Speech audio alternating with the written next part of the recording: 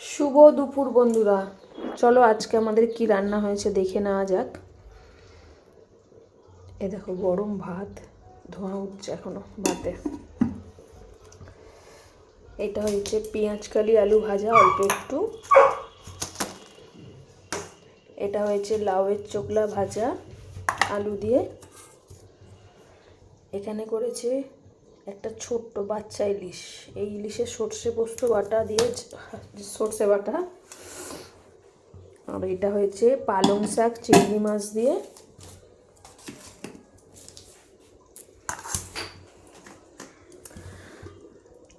আর এখানে হয়েছে লেমন মানে গন্ধরাজ লেমন চিকেন যেটাকে বলে এইটা।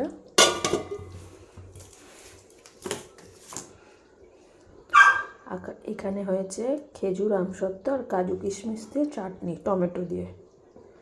ব্যাস, আজকে আমাদের এইটুকুই হয়েছে। তোমরা সবাই এই শীতে কেমন আছো? আমি একদম ভালো নেই, আমি শীতকে একদম পছন্দ করি না, পুরো জড়ো সড়ো হয়ে যাচ্ছি। ব্যাস, আজকের মতো টাটা।